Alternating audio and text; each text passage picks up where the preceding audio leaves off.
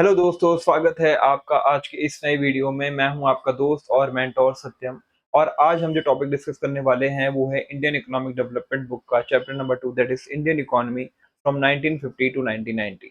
We will going to discuss the all the conditions of the Indian economy present in these 40 years. इसके पहले मैं के video में मैंने इंडियन इकोनॉमी सिंस इंडिपेंडेंस वाला chapter already आपके लिए कवर कर दिया है, काफी डिटेल से डिस्कस किया है। तो अगर आपने किसी ने वो वीडियो नहीं देखा तो प्लीज जाके पहले वो वीडियो देखना, ठीक है। तो चलिए आज का वीडियो स्टार्ट करते हैं। देखो, इस चैप्टर को स्टडी करने के बाद द लर्नर्स विल लर्न, क्या क्या लर्न करेंगे, कम टू द नोन है the goals of the India 5 year plans, कि इंडिया के 5 ईयर प्लान्स में क्या क्या गोल्स थे, ठीक है, हम वो जानेंगे। Know about the development policies in different sectors such as agriculture industry from 1950 to 1990। यानी गवर्नमेंट ने एग्रीकल्चर और इंडस्ट्री जैसी जो ऑक्यूपेशन सेंटर्स हैं, या ये कह सकते हैं कि डिफरेंट सेक्टर्स हैं, उसमें क्या क्या स्टेप्स लिए फॉर देयर डेवलपमेंट। और उसके बाद हम देखेंगे about the merits and limitations of the regulated economy. यानी अगर हम किसी इकोनॉमी को रेगुलेट करते हैं, यानी गवर्नमेंट कंट्रोल ज्यादा होता है as compare to the private role, यानी कि गवर्नमेंट ज्यादा एक्टिव रोल प्ले करती है और इकोनॉमी ओपन नहीं होती, तो उसके क्या क्या एडवांटेजेस होते हैं और क्या क्या उसके डीमेरिट्स होते हैं वो भी समझेंगे, ठीक है। देखिए, अगर हम बात करते हैं इंट्रोडक्शन की, तो 15 अगस्त 1947 को India woke to a new dawn of freedom. India जो है इंडिपेंडेंस हुआ ऑन 15 अगस्त 1947। Finally we were masters of our own destiny after some 200 years of British rule. The job of the nation building was now in our hands. यानी कि 200 सालों के बाद, 200 years के बाद हमने ब्रिटिश रूल से आज़ादी पाई, इंडिपेंडेंस पाई, और अब जो रूल करने की बारी थी वो हमारी थी। अब हमें अपनी पॉलिसीज को खुद फ्रेम करना था, जिससे हम अपने सेक्टर्स को ग्रो कर पाए। The leaders of independent India had to decide among other things. यानी कि हमारे जो इंडिपेंडेंट इंडिया के लीडर्स थे उनको काफ़ी चीज़ें, ठीक है, डिसाइड करनी थी। The type of economic system, यानी कौन से इकोनॉमिक सिस्टम को हम फॉलो करेंगे। क्या वो रेगुलेट करेगा गवर्नमेंट, या क्या रेगुलेट करेगा प्राइवेट सेक्टर, या क्या वो होगा mix of both the government और प्राइवेट सेक्टर। कौन सा हम मॉडल को फॉलो करेंगे, यही सबसे चिंता वाली बात थी, ठीक है। तो a system which could promote the welfare of all rather than a few.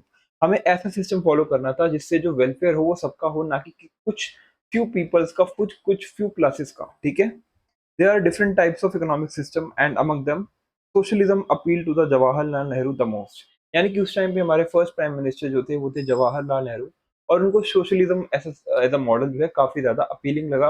Because socialism में क्या होता है, जनरल पब्लिक के बारे में ज्यादा सोचा जाता है, उनका जो पार्टिसिपेशन होता है और उनके वेलफेयर के बारे में ज्यादा गवर्नमेंट स्टेप्स ले सकती है।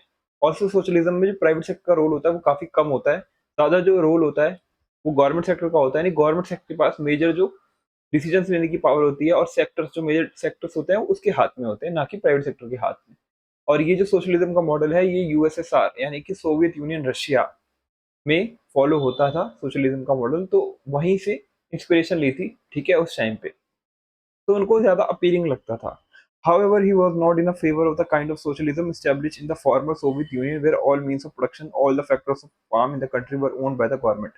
ठीक है, वो अपीलिंग तो लगता था, बट वो सोशलिज्म जो कि क्या कहते हैं यूएसएसआर में होता था, सोवियत यूनियन में, वैसा वो नहीं चाहते थे। बिकॉज वहाँ पे एवरी फॉर्म ऑफ जो क्या कहते हैं फैक्टर्स ऑफ प्रोडक्शन था, लाइक फैक्ट्रीज और लैंड लेबर कैपिटल एंटरप्रेन्योरशिप, वो सब जो है गवर्नमेंट के हाथ में थी। यानी प्राइवेट सेक्टर के हाथ में बिल्कुल भी पावर नहीं थी। तो ऐसा मॉडल वो नहीं चाहते थे। वो चाहते थे सोशलिज्म का, सोशलिज्म हो बट बिल्कुल जैसा फॉलो वहां होता है वैसा वाला सोशलिज्म हमें फॉलो नहीं करना। There was no private property. It is not possible in a democracy like India for the government to change the ownership pattern of land and other properties of its citizens in a way that it was done in a former Soviet Union. ठीक है, वो जैसे former Soviet union में था कि सारी properties जो private properties थी उन्होंने गवर्नमेंट ने अपने पास लिखनी, ऐसा नहीं कर सकते थे। Because India is a democratic country. Communist country तो है नहीं, लाइक रशिया कम्युनिस्ट कंट्री नहीं है, तो डेमोक्रेटिक कंट्री है, ठीक है। तो डेमोक्रेटिक कंट्री में क्या होता है कि जो दूसरों के अधिकार है, लाइक वो प्राइवेट प्रॉपर्टी का अधिकार भी गवर्नमेंट ने, ठीक है, कॉन्स्टिट्यूशन ने दिया है लोगों को। ठीक है, पहले जो फंडामेंटल राइट था उसके अंदर जो राइट टू प्रॉपर्टी था वो पार्ट था, बट बाद में उसको कॉन्स्टिट्यूशनल राइट बना दिया था अंडर आर्टिकल 300A। ठीक है, अंडर आर्टिकल 300A इसको कॉन्स्टिट्यूशनल राइट बना दिया, बट तब भी था तो ये कॉन्स्टिट्यूशनल राइट ही ना। लेकिन उस टाइम पे हम प्राइवेट प्रॉपर्टी को नहीं छीन सकते सबकी। तो कुछ ऐसा मॉडल चाहिए था हमें जो कि मिक्स हो, सोशलिज्म का भी और कैपिटलिज्म का भी। कैपिटलिज्म कौन-सा मॉडल होता है? जहाँ पे सारी पावर जो होती हैं, फैक्टर ऑफ प्रोडक्शन जो होते हैं, वो कौन ओन करता है? किसके हाथ में होती हैं? वो सब होती हैं प्राइवेट प्लेयर्स के हाथ में। प्राइवेट प्लेयर्स मतलब हम जैसे लोग, ठीक? गवर्नमेंट के पास ना होके जो बिज़नेस करते हैं उनके पास, ठीक है? So Nehru and many other leaders, thinkers of the newly independent India sought an alternative to the extreme versions of capitalism and socialism, basically sympathizing the socialist outlook. यानी कि उनको मॉडल चाहिए था जो कि मिक्स हो बोथ का, socialism का भी और कैपिटलिज्म का भी, ठीक है? और sympathizing the socialist outlook, they found answer in an economic system which in their way combined the best features of socialism without the drawbacks.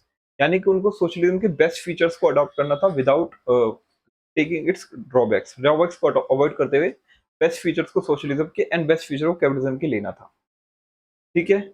So in this view, India would be a socialist society with a strong public sector, but also with a private property and democracy. तो इससे क्या होगा? India would be a socialist society or with a strong public sector, but also with a private property and democracy. तो ये mix of both है। तो government would plan for the, ठीक है, हम आगे बढ़ते हैं। तो गवर्नमेंट ने प्लान किया, अभी पढ़ेंगे टाइप ऑफ इकोनॉमिक सिस्टम, पहले कंटिन्यूटी मेंटेन करते हैं।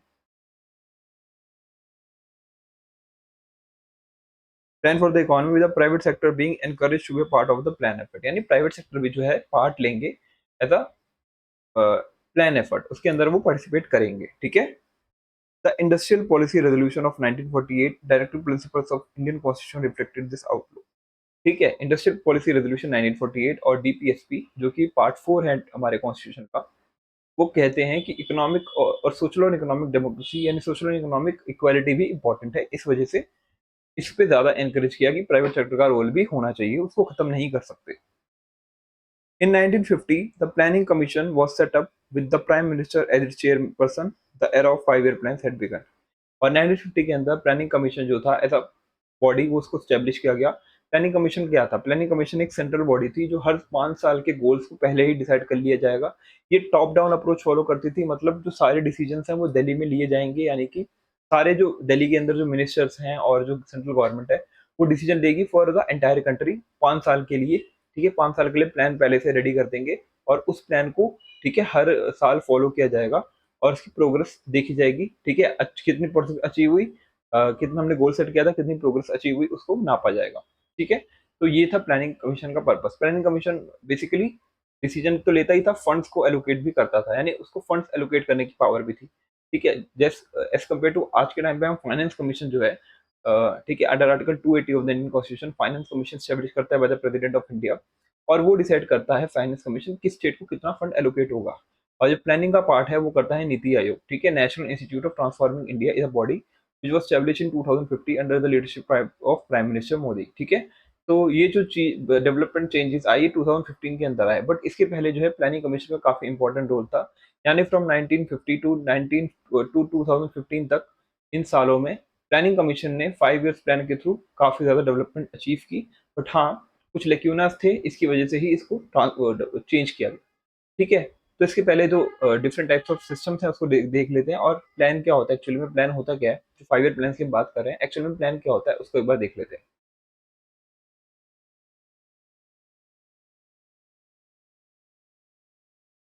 देखो, हम बात करेंगे टाइप्स ऑफ इकोनॉमिक सिस्टम की, ठीक है? तो every society has to answer the following 3 question, ठीक है? हर सोसाइटी को एक 3 क्वेश्चंस को आंसर करना ज़रूरी होता है कि हम कौन-सा मॉडल फॉलो करेंगे। यानी देखो, 3 क्वेश्चंस क्या हैं? What to produce, how to produce, for whom to produce. क्या प्रोड्यूस करना है, ठीक है? What to produce, how to produce, कैसे प्रोड्यूस करना है, और फॉर व्हॉम टू प्रोड्यूस, और किसके लिए प्रोड्यूस करना है। ये गुड्स भी हो सकते हैं, ये सर्विसेज भी हो सकते हैं, दोनों की बात कर रहे हैं, ठीक है? देखो, what goods and services should be produced in a country, कौन से गुड्स एंड सर्विसेज को प्रोड्यूस किया जाना चाहिए कंट्री में। How should the goods and services should be produce, या तो हम ज्यादा लेबर को यूज करेंगे या तो हम ज्यादा टेक्नोलॉजी को यूज करेंगे, ठीक है? टेक्नोलॉजी का मतलब यहाँ कैपिटल है, यानी कैपिटल यानी मशीन्स का यूज करेंगे। How should goods and services be distributed among the people, यानी हम किसके लिए प्रोड्यूस कर रहे हैं, कौन से ऐसे सेक्शन ऑफ सोसाइटी के हैं जिनको हम ये गुड्स देंगे, बेचेंगे, ठीक है? उनके लिए बना रहे हैं, ऐसे क्या है, ठीक है? तो ये 3 क्वेश्चंस को आंसर करना बहुत जरूरी है, ठीक है? For any economic system to be adopted, किसी भी इकोनॉमिक सिस्टम को अडॉप्ट करने पहले इन 3 क्वेश्चन को हमें फुलफिल करना पड़ेगा, ठीक है? तो our answer to these question is depend on the market forces of supply and demand in a market economy। देखो किसी भी मार्केट इकोनॉमी में क्या होता है, तो कैपिटलिज्म कहते हैं only those consumer will be produced that are in demand and the goods can be sold profitably either in the domestic or in the foreign market। यानी कि कैपिटलिज्म में होता क्या है कि only those goods and services को हम produce करते हैं जो कि प्रॉफिटेबली सेल हो सकती है मार्केट के अंदर, यानी उनको बेच के हमें प्रॉफिट मिलेगा, ठीक है? और ऑल्सो जो डिमांड में है, जो कि डिमांड में है उन्हीं का प्रॉफिट तो मिलेगा। जैसे कोई आज की ट्रेंडिंग टॉपिक है, मतलब कोई ट्रेंड कर रहा है कोई प्रोडक्ट और उसको हमने बनाया और उसको बेचा, तो हमें डेफिनेटली उससे प्रॉफिट होगा क्योंकि उसकी डिमांड बहुत ज़्यादा है।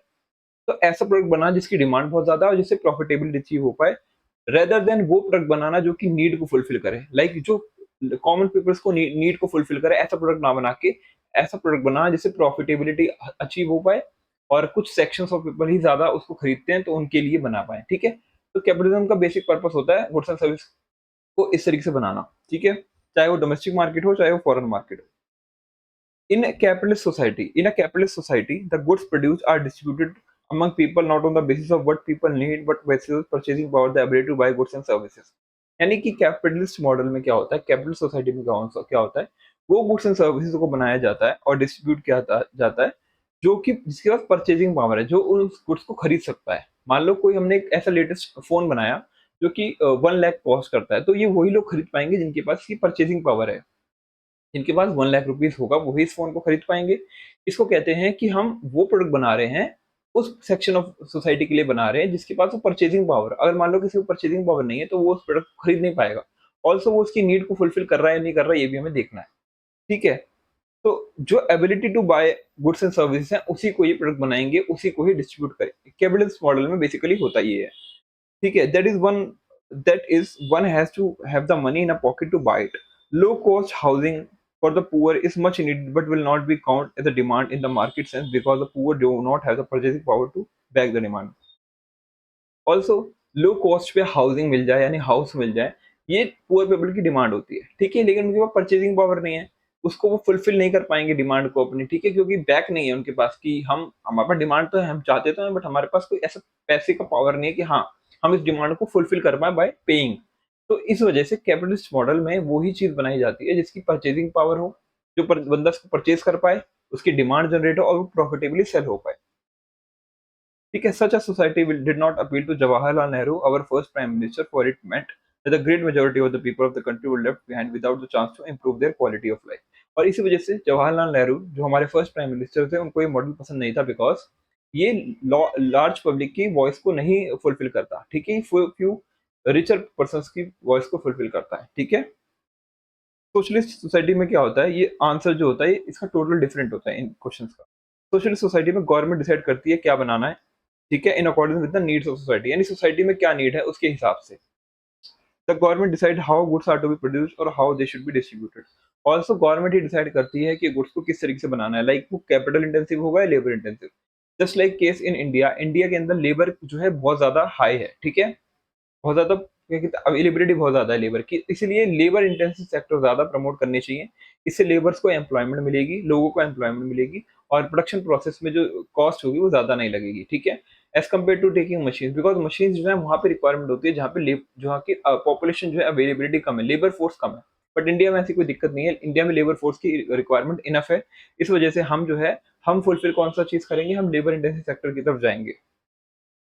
For example a socialist nation provides free health care to all its citizen. Socialist nation क्या करता है, फ्री हेल्थ केयर देता है अपने सारे सिटीजन को। Strictly a socialist society has no private property since everything is owned by the state. Also जो private property होती है वो एवरीथिंग जो है होती है ओन बाय द स्टेट, यानी स्टेट ओन करती है ना कि प्राइवेट सेक्टर।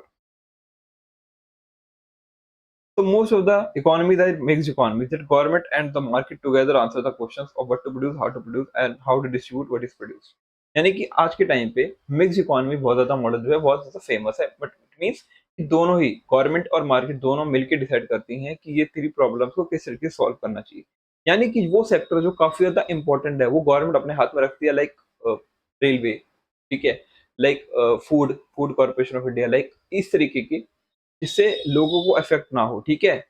लैंड ऐसी जो काफ़ी इंपॉर्टेंट चीज़ें हैं वो गवर्नमेंट अपने हाथ में रखती है और बाकी जो सेक्टर्स हैं, ठीक है? वो प्राइवेट सेक्टर के पास रहते हैं ताकि मार्केट इकोनॉमी के थ्रू इकोनॉमी डेवलप भी हो, ऐसा नहीं हो कि इकोनॉमी स्टैग्नेंट हो जाए, जो कि हुई थी 1950 से 1990 के बीच में इकोनॉमी स्टैग्नेंट हो गई थी because of licensing system, permit draw system, सारा रोल जो है गवर्नमेंट ही कर रही थी, तो इसकी वजह से काफी ज्यादा स्टैग्नेशन आई थी। लेकिन प्राइवेट सेक्टर का रोल भी इंक्रीज होना चाहिए, उनको भी अथॉरिटी ठीक है होनी चाहिए, ऑटोनॉमी होनी चाहिए अपने वर्क को करने के लिए।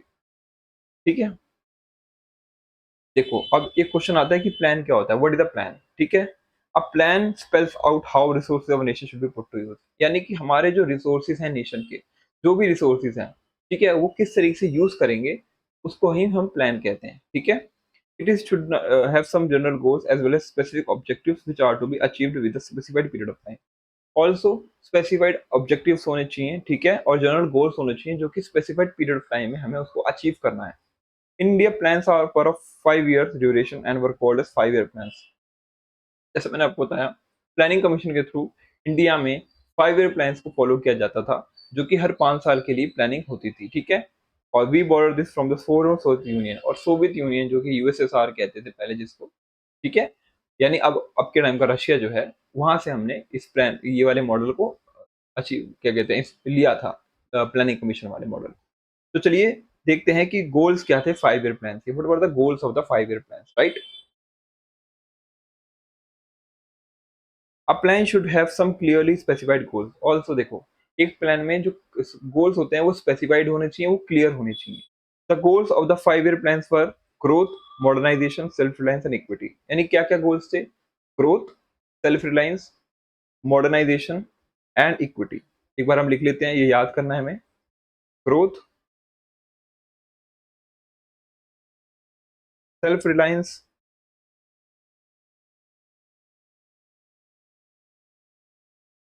मॉडर्नाइजेशन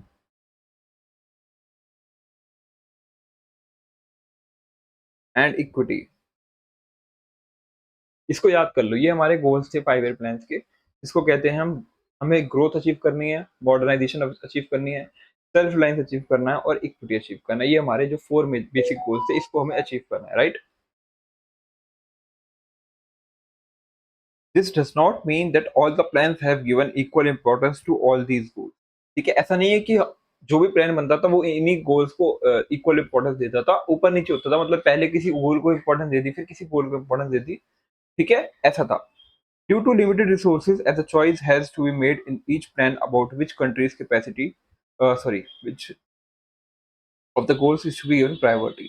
यानी अकॉर्डिंग टू अवर रिसोर्सेज, यानी हमारे पास क्या क्या रिसोर्सेज प्रेजेंट है, उसके हिसाब से हम, ठीक है, इंपॉर्टेंस देते थे कि हाँ हमें किस गोल को पहले इंपॉर्टेंस देनी है।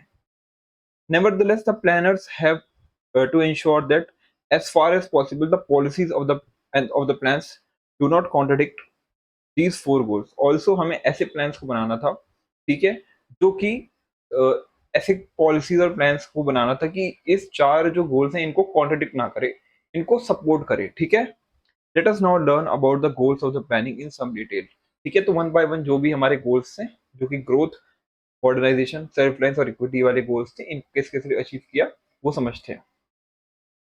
देखो ग्रोथ क्या होता है, it refers to increase in the country's capacity to produce the output of goods and services within the country। यानी कि ये होता है increase in the country's capacity to produce the output of goods and services within the country। हम किस तरीके से हमारा जो आउटपुट है गुड्स एंड सर्विसेज है उसका प्रोडक्शन किस तरीके से इंक्रीज कर सकते हैं अपनी इकोनॉमी में, सबसे पहला मोटिव ये होता है ग्रोथ का। ठीक है, it implies either a large stock of productive capital or large size of supporting services like transport and banking, or increase in the efficiency of productive capital and services।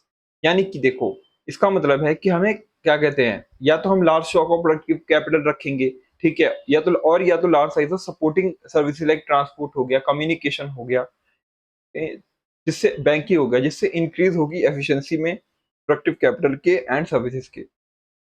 एक good indicator of economic growth क्या है in the language of, कह सकते हैं, रुको देखते हैं अभी,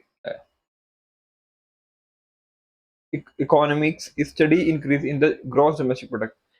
ठीक है, अगर हमें ग्रोथ देखनी है तो हम किस तरीके से नाप सकते हैं, किस तरीके से मेजर कर सकते हैं, वो है ग्रॉस डोमेस्टिक प्रोडक्ट, जीडीपी। ठीक है, जीडीपी के थ्रू हम मेजर कर सकते हैं। What is GDP? GDP is the total amount of total money value of goods and services, sorry, GDP is the total value of all the goods and services produced in the domestic territory of a country in a year। यानी एक साल में हमारी domestic territory में जितने भी goods and services बने हैं उसकी जो टोटल वैल्यू होगी उसको हम जीडीपी कहेंगे, यानी ग्रॉस डोमेस्टिक प्रोडक्ट कहेंगे। तो उसके थ्रू ही हम अपने ग्रोथ को मेजर कर सकते हैं, ठीक है। तो the GDP is the market value of all the final goods and services produced in the country during the year. वही वाली जो डेफिनेशन हमने बोली, हमने 10th क्लास में पढ़ा है। इस बात को ऑलरेडी हमने 10th क्लास में पढ़ चुके हैं। You can think that GDP is a cake and growth increase in the size of cake, यानी एक केक है और ग्रोथ क्या है, उसको इंक्रीज कर रहे हैं, बढ़ाए जा रहे हैं, साइज को बढ़ाए जा रहे हैं, उसको कह सकते हैं हम growth. If the care cake is larger more people can enjoy it, यानी अगर केक बहुत ज्यादा बड़ा होगा तो ज्यादा लोगों तक हिस्से बांटे जा सकते हैं। मान लो अगर केक छोटा है, मान लो पिज्जा लाया और पिज्जा छोटा है, मीडियम साइज का पिज्जा है, स्मॉल साइज का पिज्जा है, तो उसमें 4-5 स्लाइस होगी लेकिन लोगों को कम कम मिलेगा। बट अगर आप लार्ज साइज पिज्जा मंगाते हो तो उससे क्या है, लोग ज्यादा ज्यादा लोगों में बांट सकते हो आप, ठीक है, ज्यादा स्लाइस कर सकते हो। उसी तरीके से केक का भी सेम, यानी जीडीपी का भी सेम सीन है, जितना ज्यादा जीडीपी बढ़ा होगा उतना ज्यादा लोगों को, ठीक है, ग्रोथ का पार्ट बनने का मौका मिलेगा, ज्यादा लोगों को ग्रोथ का पार्ट बनने का मौका मिलेगा। It is necessary to produce more goods and services if the people of India are to enjoy, ठीक है, यानी कि जरूरी है कि ज्यादा गुड्स एंड सर्विसेज प्रोड्यूस हो जिससे जो ज्यादा लोग हैं, पीपल हैं इंडिया के, वो एंजॉय कर पाए बेनिफिट को। In the words of 5 year plan, a more rich a more varied life, ठीक है, ज्यादा रिच और वेराइड लाइफ मिले लोगों को। The GDP of a country is derived from a different sectors of the economy, namely the agriculture sector, industrial sector and the service sector। देखो तीन sector होते हैं, एग्रीकल्चर, इंडस्ट्रियल और सर्विस सेक्टर, ठीक है। इंडस्ट्रियल को मैन्युफैक्चरिंग सेक्टर भी कहते हैं। तो ये जो तीनों सेक्टर्स हैं, ये डिफरेंट डिफरेंट सेक्टर्स हैं जो कि जीडीपी में कंट्रीब्यूशन करते हैं। The contribution made by each of these sectors make up the structural composition of the economy. इसको हम कहते हैं स्ट्रक्चरल कंपोजिशन, यानी कि स्ट्रक्चरल कंपोजिशन किस तरीके से, कौन सा सेक्टर ज्यादा बूम कर रहा है, बाई लाइक एग्रीकल्चर या इंडस्ट्रियल सेक्टर या सर्विस सेक्टर, कौन सा सेक्टर ज्यादा बूम कर रहा है और कौन सेक्टर ज्यादा कंट्रीब्यूट कर रहा है हमारी जीडीपी में। जैसा कि हमने पढ़ा था इंडियन इकोनॉमी से इंडिपेंडेंस वाले चैप्टर में कि जो एग्रीकल्चर सेक्टर था during the times of British India, वो ज्यादा प्रमोट, ज्यादा जो है क्या कह सकते हैं कि था, कंट्रीब्यूशन था पॉपुलेशन का उसमें। बट जीडीपी में बहुत ज्यादा कंट्रीब्यूट नहीं कर रहा था because of its low investment and low technological productivity, low technological progress, ठीक है। लेकिन सर्विस सेक्टर वहीं पे ज्यादा हेल्प कर रहा था, और ठीक है, उसी तरीके से इस टाइम पे भी सर्विस सेक्टर का कंट्रीब्यूशन ऑब्वियसली बात है ज्यादा था as compare to the agriculture sector. In some countries growth in agriculture contributes more to GDP growth, ठीक है। कुछ कंट्रीज में कह सकते हैं कि जो ग्रोथ है एग्रीकल्चर में वो कंट्रीब्यूट करता है ज्यादा टू द जीडीपी ग्रोथ, ठीक है। While in some countries the growth in the service sector contributes more to the GDP growth, ठीक है। और काफी ऐसी कंट्रीज है जहाँ पे सर्विस सेक्टर का जो ग्रोथ है वो ज्यादा क्या कहते हैं, हेल्प करता है इन द जीडीपी, ठीक है, एज कम्पेयर टू द हमारा क्या कहते हैं एग्रीकल्चर सेक्टर। यहाँ पे एक क्या कहते हैं महाल नोबिस जी हैं, जो पीसी महाल नोबिस जी हैं, वो हमारे कह सकते हैं आर्किटेक्ट ऑफ प्लानिंग इंडिया, जिन्होंने काफी ज्यादा हेल्प किया था in the second year plan. Second year plan prepare करते time, second 5 year plan prepare करते टाइम उन्होंने काफी ज्यादा हेल्प की थी। एंड उन्होंने एम्फेसाइज किया था कि हमें इंडस्ट्रियल डेवलपमेंट पे, ठीक है, यानी कि मैन्युफैक्चरिंग पे ऑफ आयरन एंड स्टील पे ज्यादा फोकस करना चाहिए। बिकॉज अगर हमारा मैन्युफैक्चरिंग सेक्टर ग्रो करेगा, बिकॉज एग्रीकल्चर तो ग्रो कर ही रहा है, बट मैन्युफैक्चरिंग अगर ग्रो करेगा तो हम ज्यादा तेजी से इकोनॉमी को ग्रो कर पाएंगे, ठीक है।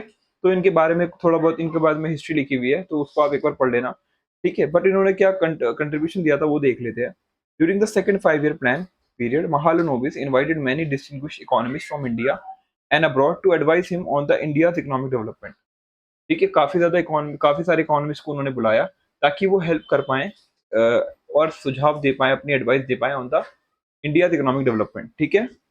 So the economists invited by Mahalanobis were those that were critical of the socialist principle of the second plan. In other words, he was willing to listen to what his critics had to say, the mark of a great scholar. Also, चाहते थे कि जो बाकी के economist हैं वो क्या critics देते हैं ऑन द प्लान, ठीक है, उनका क्या सुझाव है, वो सब सुनना चाहते थे, ठीक है। बट बेसिकली उन्होंने जो फोकस किया था वो किया था मैन्युफैक्चरिंग सेक्टर पे और हैवी मशीनरी पे, ताकि इंडिया का इंडस्ट्रियल सेक्टर ग्रो कर पाए और जिससे जो ज्यादा लोगों को एम्प्लॉयमेंट मिल पाए और जीडीपी कंट्रीब्यूशन ज्यादा हो पाए और इकोनॉमिक ग्रो कर पाए, ठीक है। ये सारे जो है महालोबित जी के कंट्रीब्यूशंस थे। पहला गोल तो हमने समझ लिया क्या था, अब दूसरा गोल की तरफ बढ़ते हैं जो कि है मॉडर्नाइजेशन। तो व्हाट इज मॉडर्नाइजेशन, देखो, to increase the production of goods and services, हमें क्या करना है, जो गुड्स एंड सर्विसेज का प्रोडक्शन है उसको इंक्रीज करना है। The producers have to adopt new technology, उसके लिए क्या करना पड़ेगा, प्रोड्यूसर को नई टेक्नोलॉजी को अडॉप्ट करना पड़ेगा। देखो, अगर हम एग्जिस्टिंग कुछ प्रोडक्शन कर रहे हैं और हमें बहुत ज़्यादा प्रोडक्शन करनी है with the same amount of effort, तो हमें क्या टेक्नोलॉजी को मॉडर्नाइज़ करना पड़ेगा, नई टेक्नोलॉजी लानी पड़ेगी जो कि कम समय में, कम रिसोर्सेज में ज़्यादा आउटपुट दे पाए। उसको ही कहेंगे modernisation. For example, a farmer can increase the output on the farm by using a new seed varieties instead of using old ones. यानी कि अगर फार्मर को अपनी प्रोडक्शन जो है, फार्म की प्रोडक्शन इंक्रीज करनी है, तो उसको नए तरीके की सीड्स को, ठीक है, नए तरीके के बीज को लगाना पड़ेगा ताकि वो प्रोडक्शन को इंक्रीज कर पाए, rather than using the old ones. Similarly, एक फैक्ट्री है can increase the output using a new type of machine. वो अपनी फैक्ट्री में नई टाइप की मशीन लगाएगा तो आउटपुट बढ़ सकता है, ठीक है। Adoption of new technology is called modernisation. तो नई टेक्नोलॉजी का अडॉप्शन को कहेंगे modernisation. However, modernization does not refer only to the use of new technology, but also to changes in social outlook, such as recognition that women should have the same right as men. ठीक है। Also modernisation का मतलब ये नहीं है कि सिर्फ हम टेक्नोलॉजी के अंदर मॉडर्नाइजेशन लाए, हमें अपनी सोच को भी मॉडर्नाइज करना पड़ेगा, अपनी थिंकिंग को, ठीक है, अपने सोशल हैबिट्स को भी मॉडर्नाइज करना पड़ेगा। लाइक हमें इक्वल स्टेटस देना पड़ेगा वुमेन्स को, ताकि वो भी इक्वली पार्टिसिपेट कर पाए in the development, in the modernisation of the economy. ठीक है। In a traditional society women are suppose to remain at home while men work. यानी कि अगर ट्रेडिशनल सोसाइटी की बात करें तो वुमेन जो है वो घर पे रहती हैं, घर का काम करती हैं, और मेंस जो है वो बाहर का काम करते हैं, ठीक है। बट ऐसा जो थिंकिंग है इसको हमें चेंज करना है, because womens are can be considered as the half of the population of our country. अगर half of the population of the country कोई काम नहीं करेगी, यानी मतलब ऐसा काम नहीं करेगी जो कि कंट्रीब्यूशन करे जीडीपी में, तो इकोनॉमी जो है तेजी से ग्रो नहीं हो पाएगी। तो दोनों की कैपेबिलिटीज को यूज करना है हमें, बोथ मेंस एंड वुमेन्स को, ताकि हम अपनी इकोनॉमी को ग्रो कर पाए। एक modern society make use of talents of women in the work place. Womens का टैलेंट को भी यूज करता है मॉडर्न सोसाइटी, इन बैंक्स में, फैक्ट्रीज में, स्कूल्स में, etcetera. And such society is in most occasion is also prosperous. और खुशहाल इकोनॉमी तभी बनेगी जब हम सबको साथ लेके चलेंगे, लाइक वुमेन्स को भी, उनके पार्टिसिपेशन को भी, और उनकी लीडरशिप को भी। ठीक है। पहला गोल था मॉडर्न ग्रोथ, दूसरा था मॉडर्नाइजेशन। अब बात आती है सेल्फ रिलायंस की। सेल्फ रिलायंस क्या होता है? देखो, सेल्फ रिलायंस होता है a nation can promote economic growth and modernization by using its own resources or by using resources supported imported from other nations। ठीक है।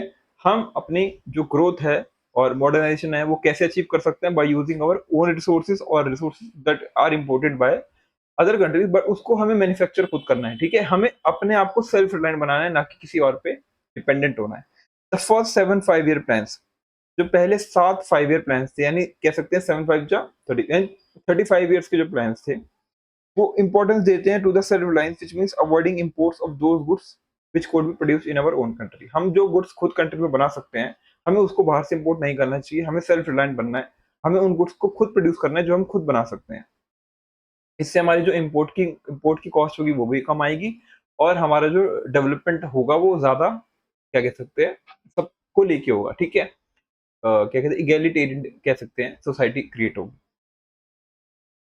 Produced in India is itself. This policy was considered a necessity in order to reduce our dependence on the foreign countries, especially for food.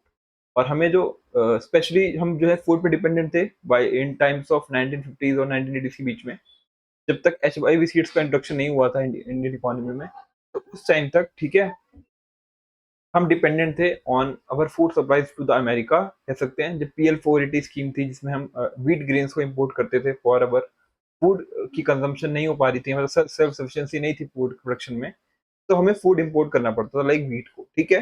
तो इस तरीके से हमें नहीं चलना है, हमें सेल्फ रेंट बनना है। It is understandable that people who were recently freed from foreign domination should give importance to self reliance। ठीक है। और ये इंपॉर्टेंट भी था कि जो अभी कंट्री फ्रीडम मिली है फ्रॉम द फॉरेन रूल, उसको सेल्फ रिलायंस बनना चाहिए। Further, it was feared that dependence on imported food supplies, foreign technology and foreign capital may make India sovereignty vulnerable to the foreign interference in our policies. Also ये डर था leaders के अंदर भी, लोगों के अंदर भी, कि अगर हम ज्यादा डिपेंडेंट हो जाएंगे फॉरेन कंट्रीज पे for our food supplies, for our technology, तो हमारी सॉवरेनिटी इफेक्ट हो सकती है। यानी हमारी जो इंडिपेंडेंट रूलिंग है, हमारी इंडिपेंडेंट डिसीजन मेकिंग लेने की पावर है, वो अफेक्ट हो सकती है। जैसे कि इंडिया पहले गुलाम बना था, ठीक है, वाइल वो बहुत ज्यादा डिपेंडेंट हो गया था, उसी तरीके से दोबारा ना हो जाए, इस वजह से ये भी डर था। ठीक है। बिकॉज हमारी एंट्री ज्यादा टाइम नहीं हुआ था, फ्री हुए, इंडिपेंडेंट हुए। और फोर्थ हमारा जो गोल है वो है equity. Now growth, modernization and civil lines by themselves may not improve the kind of life which people are living. हमें इक्विटी प्रोवाइड करनी पड़ेगी, इक्वल स्टेटस टू एवरीवन, ठीक है, तभी हम क्या कह सकते हैं फोर्थ गोल को अचीव कर पाएंगे। A country can have high growth, most modern technology developed in the country itself and also the most of the people living in poverty. हो सकता है कि हमारी कंट्री बहुत ज्यादा मॉडर्नाइज हो, बहुत ज्यादा ग्रोथ हो, बट अभी भी बहुत सारे लोग ऐसे हैं जो पॉवर्टी के अंदर रह रहे हो। तो ये क्या इक्विटेबल ग्रोथ है? नहीं, इक्विटेबल ग्रोथ नहीं है। यानी कि हमें इक्विटेबल ग्रोथ पे भी फोकस करना है। It is important to ensure that the benefits of economic prosperity reaches the poor sections of society as well और being enjoyed only by the rich. ठीक है, ऐसा नहीं कि जो रिसोर्सेज का जो यूज है, यूटिलाइजेशन है, वो सिर्फ रिच यूज करे। वो each and every section of society को मिलना चाहिए ताकि वो भी उसका प्रॉपर यूटिलाइजेशन कर पाए। So in addition to growth, modernisation and self reliance, equity is also important. Equity भी बहुत ज्यादा जरूरी है, ठीक है। Every Indian should be able to meet its or her basic needs. Every Indian अपने बेसिक नीड्स को अचीव कर पाए, ठीक है, सच एज फूड को, डिसेंट हाउस को, education, health care, and inequality in the distribution of wealth should be reduce. और जो डिस्ट्रीब्यूशन इनइक्वालिटी है, वेल्थ डिस्ट्रीब्यूशन में, यानी किसी के पास बहुत ज्यादा पैसा है, टॉप 1%, किसी के पास बहुत कम पैसा है कि वो अपनी मिनिमम बेसिक नीड्स को फुलफिल नहीं कर पा रहा, तो कह सकते हैं कि यहाँ पे जो है डिस्ट्रीब्यूशन जो है रिसोर्स का, वेल्थ डिस्ट्रीब्यूशन वो प्रॉपर नहीं है। हमें वेल्थ डिस्ट्रीब्यूशन प्रॉपर करना है ताकि जो सोसाइटी है वो इक्विटेबल बन पाए। Let us see how the first 7 5-year plans covering the period from 1950 to 1980 attempted to attain the four goals and extent to which they succeeded in doing so. हमें देखना है किस तरीके से हमारे वो फोर गोल्स हैं वो अचीव हुए इन टाइम्स ऑफ 1950 टू 1990s, ठीक है। तो with reference to agriculture, industry and trade, with reference to agriculture, industry and trade, because ये हमारे जो तीन सेक्टर्स हैं, ये हमारी सबसे ज्यादा कंट्रीब्यूट करते थे GDP. So you will study policies and development issue taken up after 1991 in chapter 3, और 1991 की जो चैप्टर इश्यूज हैं, रिफॉर्म्स हैं, वो हम बाद में पढ़ेंगे, यानी चैप्टर 3 में कवर करेंगे, ठीक है। तो चलते हैं एग्रीकल्चर की तरफ, ठीक है। एग्रीकल्चर क्या था? तो you have learned in chapter 1 that during the colonial rule there was neither growth nor equity in the agriculture sector. हमने पढ़ा कि ड्यूरिंग द ब्रिटिश रूल ना तो एग्रीकल्चर में ग्रोथ थी, ना तो इक्विटेबल डिस्ट्रीब्यूशन था रिसोर्सेज का, ना ही डेवलपमेंट था, टेक्नोलॉजी का मॉडर्नाइजेशन में कोई एफर्ट लिया गया, ना तो नई वैरायटी ऑफ सीड्स अचीव लाए गए, और ना ही फार्मर्स की जो ग्रेव कंडीशन थी उसको सुधारने के लिए कुछ किया गया। The policymakers of the independent India had to address the issues when they did through land reforms and promoting the use of high yielding variety of seeds which assured the revolution of Indian agriculture. ठीक है, और इसको achieve करने के लिए Indian government ने क्या steps उठाए? पहला तो स्टेप था लैंड सीलिंग का, और दूसरा था ग्रीन रेवोल्यूशन का, या high yielding variety of seeds. देखो, जब तक ब्रिटिश के रूल में इंडिया थी तो वहां पे बहुत ज्यादा बड़े बड़े जमींदार हो गए थे, यानी कि उन्होंने काफी ज्यादा टीनेंट्स और फार्मर्स की लैंड को एक्वायर कर लिया था, ठीक है, अपने पास। तो इससे क्या हुआ था कि जो टीनेंट्स वहां पे वर्क करते थे उनके पास लैंड राइट्स नहीं थे, उनके पास लैंड नहीं थी, यानी वो एक तरीके के काम कर रहे थे टीनेंट्स की तरह, फार्मर्स जो है टीनेंट की तरह काम कर रहे थे उनके जमीनों पे। और वही चीज कंटिन्यू हुई आफ्टर इंडिपेंडेंस, तो इसको हटाना चाहती थी गवर्नमेंट। क्यों, क्या करना चाहती कि अगर देखो लैंड रिसोर्सेज अगर एक पर्सन के पास रहेंगे तो वेल्थ का डिस्ट्रीब्यूशन इजीली नहीं हो पाएगा, जो कि हमारा ऑब्जेक्टिव था डीपीएसपी का, directive principle of state policy, कि हमें जो लैंड का कंसंट्रेशन है, यानी वेल्थ का कंसंट्रेशन है, उसको नहीं होने देना है।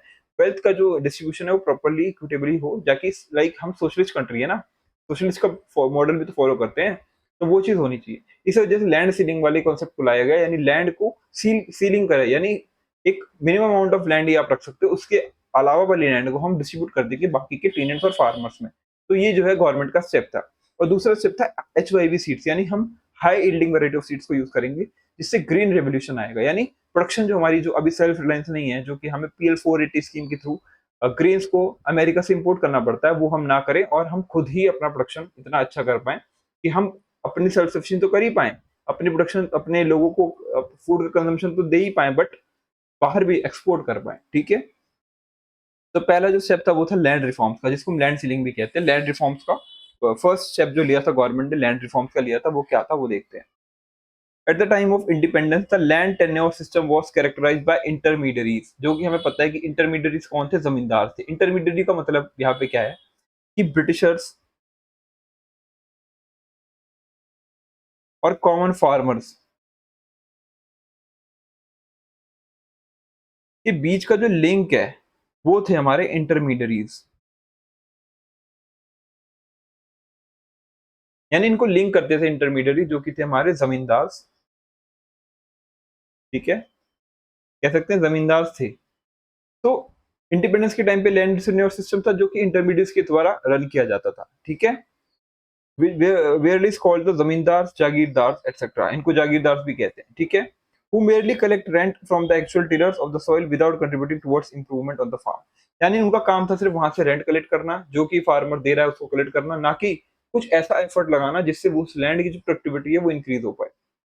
The low productivity of the agriculture sector forced India to import from the United States of America, जो कि मैंने बताया यूएसए से हमें फूड ग्रेन इंपोर्ट करने पड़ते थे। Equity in agriculture called land reforms which primary refer to change in the ownership of land holdings. अब हम ओनरशिप जो है लैंड होल्डिंग्स की वो चेंज करेंगे, यानी जो जमींदार के पास ज्यादा लैंड थे उसको वहां से लेके बाकी डिस्ट्रीब्यूशन कर देंगे। Just a year after independence steps were taken to abolish intermediaries and to make tillers the owners of the land. यानी टिलर्स कौन, जो फार्मर्स थे जो वहां पे काम करते थे, उनको ओनर बनाना लैंड का। The idea behind the move was that ownership of land would give incentives to the tillers to invest in making improvement provided sufficient capital with made available with them। यानी कि अगर tillers जो है land के owner बन जाएंगे तो जब भी उनके पास प्रॉफिट होगा, यानी अगर वो अपने क्रॉप्स को बेच के प्रॉफिट कमाएंगे तो वो पैसा एग्रीकल्चर की इंप्रूवमेंट में लगाएंगे, टेक्नोलॉजिकल डेवलपमेंट में लगाएंगे। अभी तक क्या हो रहा था, सारा पैसा जमींदार के पास जा रहा था, इंटरमीडिएट्स के पास जा रहा था, और वो कुछ भी इंप्रूवमेंट में पैसे नहीं दे रहे थे।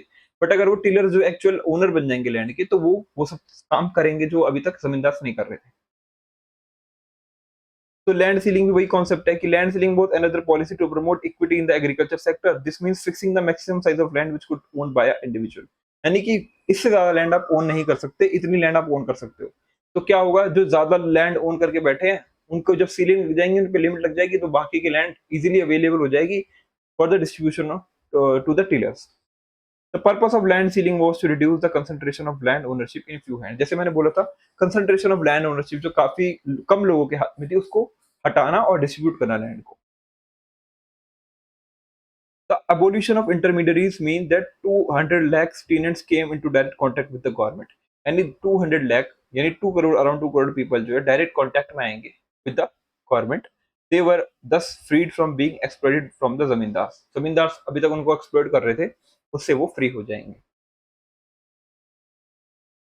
The ownership conferred on tenants gave them the incentive to increase the output and this contributed to growth in the agriculture। यानी कि अब वो जो पैसा है वो आउटपुट की ग्रोथ के साथ साथ एग्रीकल्चर की प्रोडक्टिविटी में भी लगाएंगे।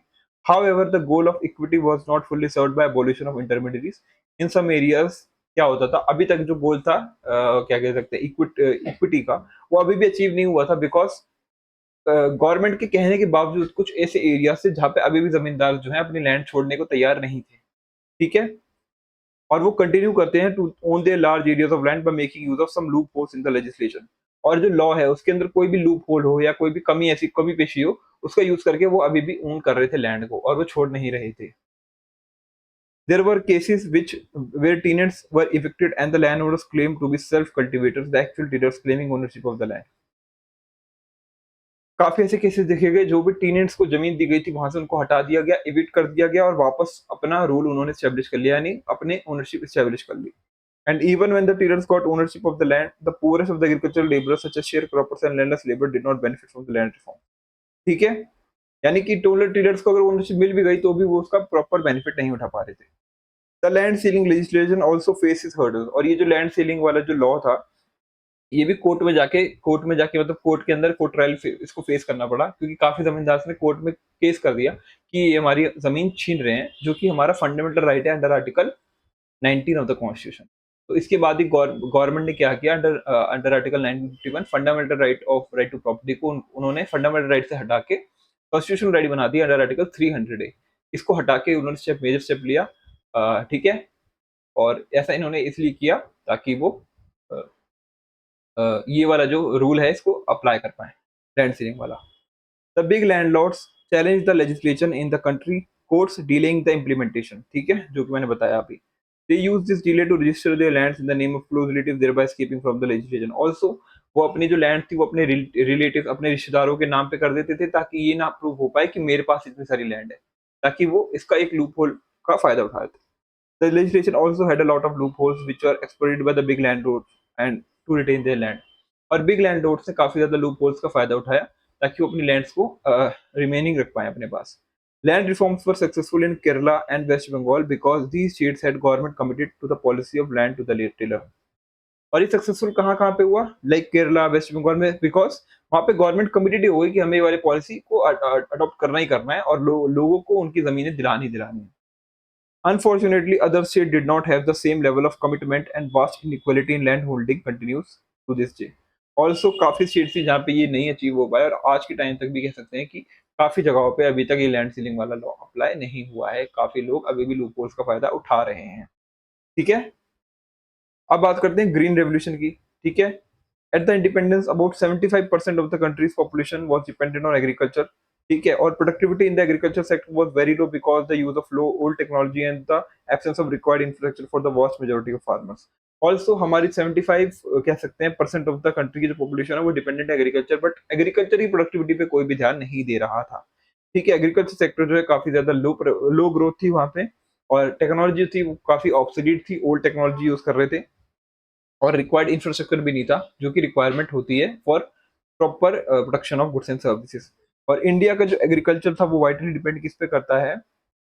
On the monsoon.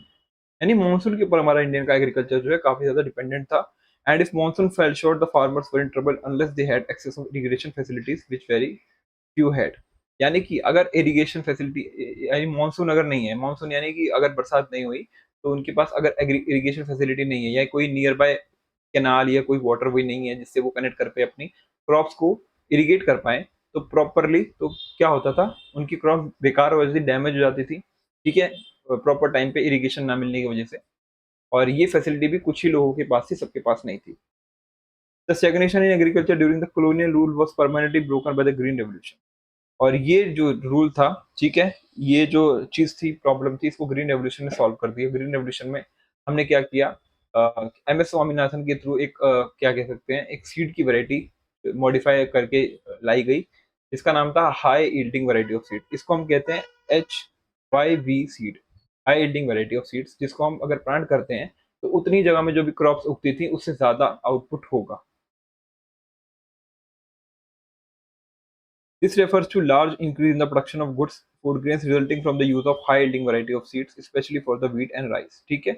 तो wheat और rice के लिए हम sufficient amount में quantity में उगा पाएंगे अपनी crops को। The use of these seeds require the use of fertilizer, pesticide in the correct quantities as well as regular supply of water. यानी कि हमें पेस्टिसाइड्स की, फर्टिलाइजर्स की करेक्ट क्वांटिटी चाहिए थी ताकि और रेगुलर सप्लाई वाटर चाहिए था इस चीज को अचीव करने के लिए। The application of these inputs is correct proportion is vital. और इनका करेक्ट प्रोपोर्शंस में अप्लाई होना जरूरी था। ठीक है?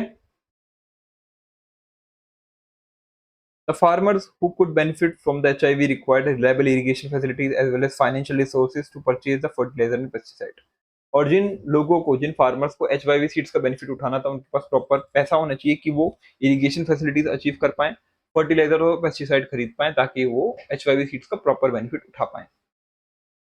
As a result, in the first phase of the Green Revolution, approximately mid 1960s up to mid 1970s, the use of HIV was restricted to more affluent states such as Punjab, Andhra Pradesh and Tamil Nadu. यानी कि 1950 से 1960 के बीच में HIV seeds का, 1960 से 1970 के बीच में HIV seeds का जो यूज था वो ज्यादातर पंजाब जैसे, हरियाणा जैसे एरियाज, आंध्र प्रदेश, तमिलनाडु जैसे एरियाज में यूज हुआ बिकॉज वो एफ्लुएंट स्टेट्स थी, वहां पे ज्यादा पैसा था, उन्होंने ज्यादा पैसा जो है इन्वेस्ट किया in HIV seeds, in irrigation, in pesticide, in fertilisers. Further, the use of HYV seeds primarily benefited the wheat growing regions only. और कह सकते हैं तो HYV seeds था, उन्होंने ज्यादा बेनिफिट wheat growing regions को ही दिया। In the second phase of the Green Revolution from 1970 to 1980, the HYV technology spread to the larger number of states and benefit more variety of crops. Also, ये जो 1970s और 1980s के बीच का time था, अगले अगले 10 साल में उसने ज्यादा बेनिफिट किया, ज्यादा लोगों को किया, ज्यादा स्टेट्स कवर हुई और ज्यादा क्रॉप वैरायटीज भी कवर हुई। The spread of green revolution technology enabled India to achieve self-sufficiency in food grains. और इससे क्या हुआ, इंडिया जो है अचीव कर पाई self sufficiency in food grains. ठीक है? ऑल्सो देखो, the portion of agriculture produce which is sold in the market by the farmer is called marketable surplus. इसको मार्केटेड सरप्लस भी कहते हैं। वो पोर्शन ऑफ प्रोडक्शन जो हमारी बच जाती है आफ्टर सेल्फ कंजम्पशन, अगर हमने खुद कंज्यूम कर लिया उसके बाद भी हमारे पास कुछ रह गया, बचा रह गया और उसको हम मार्केट में जाके बेचते हैं, उसको हम कहते हैं मार्केट सरप्लस। ठीक है, market surplus. A good proportion of rice and wheat produced during the Green Revolution period available as a market surplus was sold by the farmers in the market. यानी कि गुड अमाउंट ऑफ व्हीट और rice की quantity थी कि farmers ने अपनी खुद की सेल्फ कंजम्पशन तो करी ही, बाकी जो बचा हुआ था उसको बेचने मार्केट में आए। इससे क्या हुआ, मार्केट सरप्लस दिखाया कि हाँ, मार्केट सरप्लस कितना ज्यादा हो रहा है और कंट्रीब्यूट कर रहा है उन जगहों पे जहाँ पे फूड प्रोडक्शन कम होती है। तो ये जो बेचा हुआ माल है ये जाके वहां पे बिकेगा और वहां पे जहाँ पे फूड की अभी भी शॉर्टेज है वहां पे इसको यूज किया जाएगा ताकि हमें बाहर से इम्पोर्ट ना करना पड़े। As a result, the price of food grains declined relatively to other items of consumption. The low-income groups who spend a large percentage of their income on food benefit from this decline in relative prices. देखो इससे क्या हुआ, उन जगहों पे जहाँ पे अभी तक फूड प्रोडक्शन नहीं हो रही थी वहां पे फूड की प्रोडक्शन हुई, मतलब वहां पे फूड की सप्लाई हुई और जिनके पास पैसे कम थे, लो इनकम वाले पर्सन थे, वो भी इजीली उसको खरीद पाए क्योंकि अब देखो सप्लाई ज्यादा होगी तो प्राइस तो ऑब्वियसली बात है कम होगा, सप्लाई ज्यादा थी और प्राइस कम हो गया और इससे जो लो इनकम वाले पर्सन थे वो भी उसको खरीद पाए और अपनी सेल्फ सफिशिएंसी और फूड को कंज्यूम कर पाए easily. The Green Revolution enabled the government to procure sufficient amount of food grains to build a stock which could be used in times of shortage. इसको कहते हैं फूड कॉर्पोरेशन ऑफ इंडिया जो काम करती है buffer stock करती है। तो बफर स्टॉक का बेसिक मतलब क्या होता है कि अभी अगर ज्यादा प्रोडक्शन हुई हुई है तो उसको हम स्टोर करके रख लेते हैं ताकि फ्यूचर में कभी क्राइसिस सिचुएशन आए या फेमाइन सिचुएशन आए या प्रोडक्शन इतनी अच्छी ना हो पाए, उस टाइम पे हम इसको यूज कर लेंगे ताकि हम अपने फूड को सेल्फ सफिशिएंट कर पाए। ठीक है। While the nation had immensely benefited from the green revolution, the technology involved was not free from risk. Also, green revolution की जो टेक्नोलॉजी वो रिस्क से फ्री नहीं थे, रिस्क काफी थे। One such risk was possibility that it would increase the disparities between small and big farmers. क्योंकि big farmers के पास एक्सेस है, पैसा है, फाइनेंशियल एक्सेस है, तो वो इजीली वो सारी चीजें ले पाएंगे, खरीद पाएंगे जो एचवाईवी सीड्स पे लगती हैं, ना कि वो फार्मर जिनके पास पैसा नहीं है वो कैसे इस सब चीजों को कर पाएंगे, ना फर्टिलाइजर खरीद पाएंगे ना सीड खरीद पाएंगे क्योंकि पैसा नहीं है। तो ऐसा भी रिस्क हो रहा था कि कहीं ये वापस जो गैप था, रिच और पुअर का गैप था, उसको बढ़ा ना दे। ठीक है। Since only the big farmers could afford the required inputs thereby reaping most of the benefits from the green revolution. ठीक है। So HYV crops were also more prone to attack of pests and small farmers who adopted this technology could lose everything in a pest attack. तो अगर pesticides आपने नहीं डाला तो आपका crop खराब हो सकता है, तो इसीलिए पेस्ट की रिक्वायरमेंट थी। तो वो फार्मर जिनके पास पैसा नहीं था वो किस तरीके से पेस्ट लाएंगे, तो ये जो एक रिस्क जो सिचुएशन थी। ठीक है।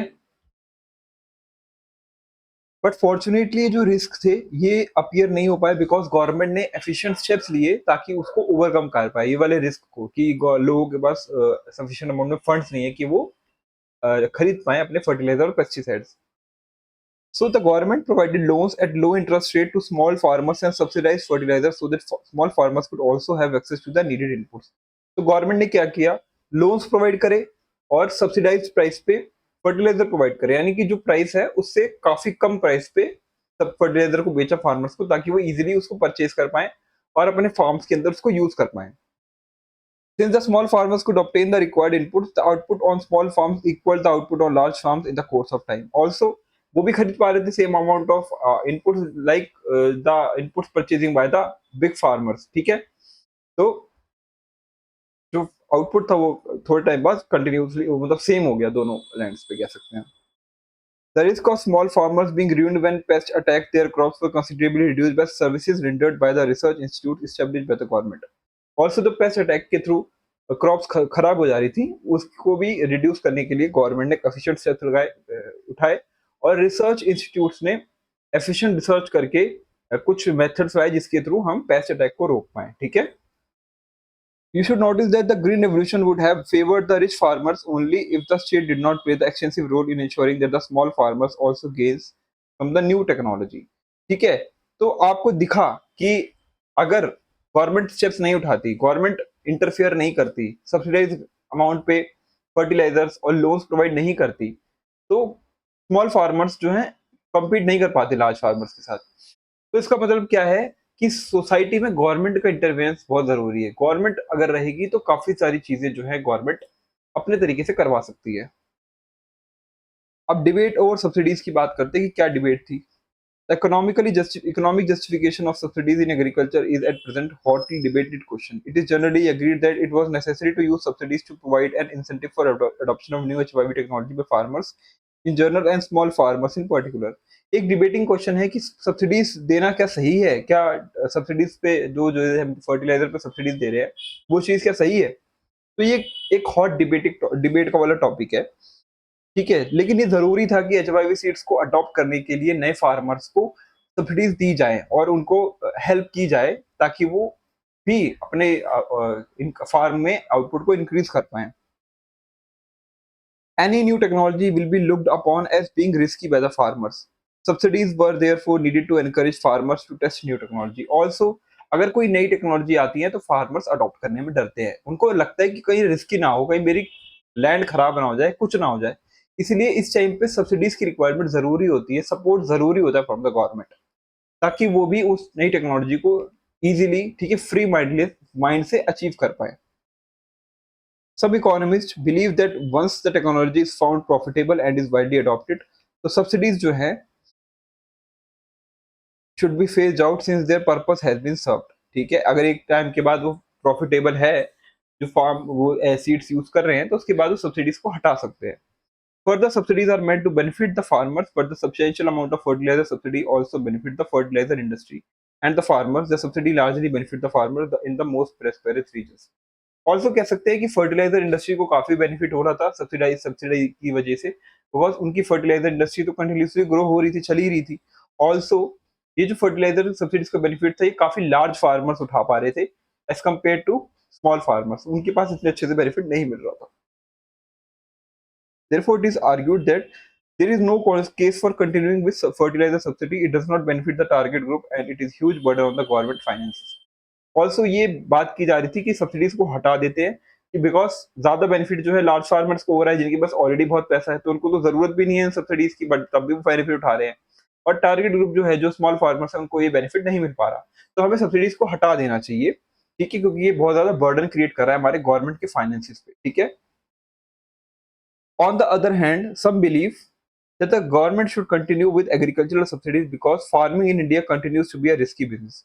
देखो, फार्मिंग जो है काफी रिस्की बिजनेस है। अगर मान लो किसी दिन मानसून ज्यादा आ गया तो क्रॉप्स खराब हो जाएंगी, कम आया तो फेमाइंस आ जाएंगे, तो बहुत रिस्की बिजनेस है, ठीक है। तो इस वजह से कंटिन्यू करना जरूरी है सब्सिडीज का, ताकि फार्मर्स को ये एश्योरिटी रहे कि हाँ, गवर्नमेंट हमारे साथ है।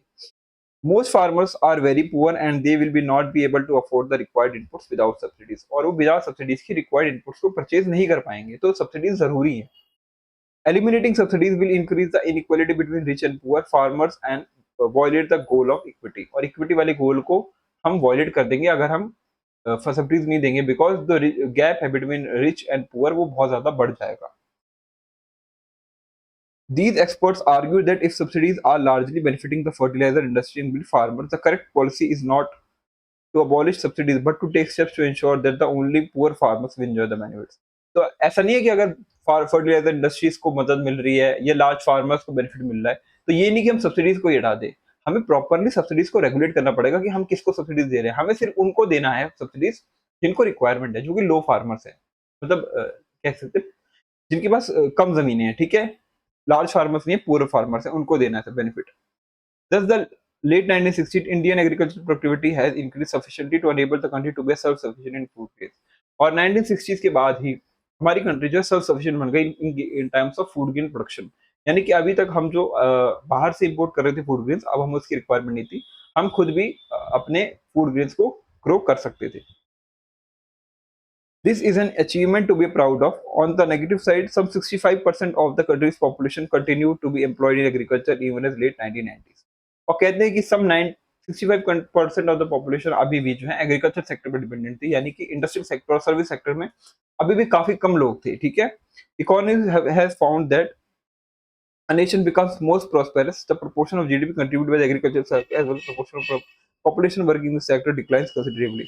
कहते हैं कि क्या कहते हैं, एक नेशन जब भी बहुत अच्छे से ग्रो करेगा जब जीडीपी का कंट्रीब्यूशन एग्रीकल्चर से वो थोड़ा कम आए और बाकी सेक्टर से ज्यादा आए, ठीक है। In India, between 1950s and 1990s, the proportion of GDP contributed by agriculture declined significantly, but not the population depending on it, and 67.5% in 1950 to 64.9% in 1990।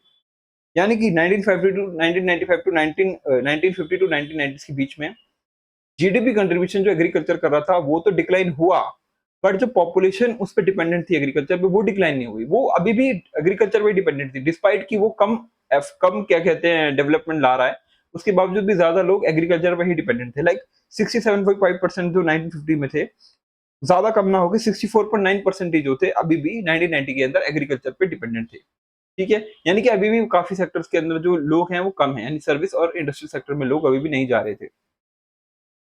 Why was such a large proportion of population engaged in agriculture, although agricultural output could have grown with much less people working in the sector? यानी कहते हैं कि agriculture sector में जितने लोगों की requirement है उससे काफी ज्यादा लोग काम कर रहे हैं। अगर कम लोग भी काम करेंगे तो भी same level of output generate होगा। तो इतने ज्यादा लोगों को एग्रीकल्चर पे डिपेंडेंट नहीं होना चाहिए, बल्कि उनको अदर सेक्टर्स को एक्सप्लोर करना चाहिए ताकि वो और अच्छे से कंट्रीब्यूट कर पाए जीडीपी पे। ठीक है, तो ये चीज़ अभी भी नहीं हो रही थी, 1990s तक भी नहीं हो रही थी, क्योंकि अभी भी 64.5% लोग एग्रीकल्चर पे डिपेंडेंट थे। डिस्पाइट कि अदर सेक्टर ज़्यादा अच्छे से परफॉर्म करेंगे अगर वो दूसरे सेक्टर्स में जाएँगे तो। The answer is that industry sector and service sector did not absorb the people working in agricultural sector. Many economists call this an important failure of our policies during 1950 to 1990. Problem यहाँ पे ये थी कि अभी भी जो हमारा industrial sector service sector था, वो अभी भी जो एग्रीकल्चर सेक्टर में जो ज्यादा लोग थे उनको एब्जॉर्ब नहीं कर पा रहा था, उनको अपनी तरफ नहीं ला पा रहा था। तो कह सकते हैं कि एक इंपॉर्टेंट पॉलिसी फेलियर था गवर्नमेंट का 1950 टू 1980 में। अब बात करेंगे इंडस्ट्री और ट्रेड की। ठीक है, हमने एग्रीकल्चर की बात कर ली, बात करते हैं इंडस्ट्री और ट्रेड की। Economists have found that poor nations can progress only if they have a good industrial sector. Economist कहते हैं एक जो नेशन है वो तभी ग्रो कर पाएगा जब उसका इंडस्ट्रियल सेक्टर काफी अच्छे से ग्रो करेगा, यानी उसका इंडस्ट्रियल सेक्टर ग्रो होगा। तो industry provide employment which is more stable than the employment in agriculture. It promotes modernization and overall prosperity. कहते हैं कि एग्रीकल्चर से अच्छी जो एम्प्लॉयबिलिटी है वो इंडस्ट्रियल सेक्टर देता है, बिकॉज वो ग्रोथ में ज्यादा, ठीक है, अच्छे से कह सकते कंट्रीब्यूट करता है और स्टेबल एम्प्लॉयमेंट प्रोवाइड करता है। It is for this reason that the 5 year plan places a lot of emphasis on the industrial development. इसलिए 5 ईयर प्लान जो है, सेकंड 5 ईयर प्लान भी इंडस्ट्रियल डेवलपमेंट में काफी ज्यादा एम्फोसाइज करता है। You might have studied the previous chapter that at the time of independence the variety of industries was very narrow. काफी कम industry like cotton textile industries ही काफी फेमस थी, और थोड़ी बहुत आयरन और स्टील इंडस्ट्रीज थी। बाकी इसके अलावा पेपर टेक्सटाइल और थोड़ी बहुत क्लोथ मैन्युफैक्चरिंग की इंडस्ट्री थी, बट अदर सेक्टर्स अभी भी इंडस्ट्री के जोन में नहीं आए थे, और largely confined to cotton textile and jute textile, जो कि मैंने भी बोला। There were two well-managed iron and steel firms, one is Jamshedpur and another in Kolkata. But obviously, we needed to expand industrial base with a variety of industries in the economy if the economy was to grow. तो हमें और भी अलग अलग industrial basis में explore करने की requirement थी ताकि हमारी इकोनॉमी अच्छे से ग्रो कर पाए। तो public private sector in industrial development, यानी पब्लिक सेक्टर और प्राइवेट सेक्टर किस तरीके से हेल्प किया इन the development of in the industrial development. The big question facing the policy makers was what should be the role of the government and the private sector in industrial development. कि government और private sector का क्या role होगा in the industrial development. At the time of independence Indian industrialist did not have the capital to undertake, ठीक है, investment in industrial ventures required for the development of Indian economy, nor was the market big enough to encourage industries to undertake major projects in even if they have capital to do so. Also क्या था कि काफी सारे जो बड़े बड़े लोग थे उनके पास इनफ कैपिटल नहीं थी इन्वेस्ट करने के लिए, ताकि वो, क्योंकि इंडस्ट्रियल डेवलपमेंट करने के लिए, इंडस्ट्री को एस्टेब्लिश करने के लिए काफी ज्यादा कैपिटल की रिक्वायरमेंट होती है, काफी ज्यादा पैसे की रिक्वायरमेंट होती है। तो अभी भी उनके पास इतना पैसा नहीं था कि वो इतना ज्यादा अमाउंट इन्वेस्ट कर पाए। ऑल्सो काफी जो बड़े बड़े इंडस्ट्री से वो डिस्करेज थे, उनको नहीं पता था कि अगर हम इंडस्ट्री सेटअप करते हैं तो मे बी वो ना चले, तो उनका रिस्क जो होगा, उनका लॉस का जो रिस्क है वो काफी ज्यादा था। इस वजह से भी ये भी एक डर था उनके अंदर। It is principally for these reasons that the erstwhile government had to play an extensive role in promoting the industrial sector. इसलिए गवर्नमेंट को स्टेप्स लेने पड़े, गवर्नमेंट को हैवी इन्वेस्टमेंट करनी पड़ी इन द इंडस्ट्रियल सेक्टर, ताकि वो प्रमोट कर पाए इस सेक्टर को। The decision to develop the Indian economy on socialist line led to the policy of government controlling the control commanding heights of the economy as second 5 year plan put it. Also as a socialist model follow कर रहे थे, तो ज्यादातर जो industrial चीजें थी वो government के हाथ में थी, तो गवर्नमेंट के ऊपर ही मेजर बर्डन था। ठीक है, this meant that the government would have the complete control of those industries that were vital for the economy. Also government के पास ही मोस्ट ऑफ द कंट्रोल था उन इंडस्ट्री का जो कि वाइटल थी for the economy. The policy of the private sector would have to be complementary to those of the public sector, with the public sector leading the way. और public private sector जो था उनको public sector के साथ साथ मिलकर चलना पड़ रहा था, बिकॉज़ ज़्यादातर जो इंडस्ट्रीज़ की जो पावर थी वो अभी भी गवर्नमेंट के पास ही थी। फिर एक आया industrial policy resolution 1956। Industrial policy resolution 1956 इसमें क्या कहा गया वो देखते हैं। तो इंडस्ट्रियल पॉलिसी रेज़ोल्यूशन 1956 में क्या था? In accordance with the goal of the state controlling the commanding heights of the economy, the industrial policy resolution of 1956 was adopted. ठीक है? ताकि इंडस्ट्रियल सेक्टर को प्रमोट कर पाएँ, इसलिए 1956 में इंडस्ट्रियल पॉलिसी रेज़ोल्यूशन लाया गया। This resolution formed the basis of second five-year plan, the plan which tried to build the basis of socialist pattern of society. और इसने सपोर्ट किया to the second 5 year plan को। ठीक है? This resolution classified industries into three categories. The first category comprised the industries which could be exclusively owned by the government. The second category consists of industries which could be private sector, could supplement the efforts of the public sector, the government taking the sole responsibility of starting new units. And the third category consisting of the remaining industries which were to be in the private sector. यानी इसने industries को तीन sector में divide करा, मतलब तीन part में divide करा। पहली इंडस्ट्रीज जो कि गवर्नमेंट की कंट्रोल में होंगी, पूरी की पूरी गवर्नमेंट कंट्रोल होगी, वहां पे प्राइवेट सेक्टर का कोई भी हाथ नहीं होगा। सेकंड जो यूनिट होगी वहां पे गवर्नमेंट सेक्टर लीड करेगी, बट प्राइवेट सेक्टर उसमें सपोर्ट कर सकती है थोड़ा बहुत। और थर्ड यूनिट होगी जहां पे प्राइवेट सेक्टर का रोल होगा, गवर्नमेंट का सेक्टर का रोल नहीं होगा।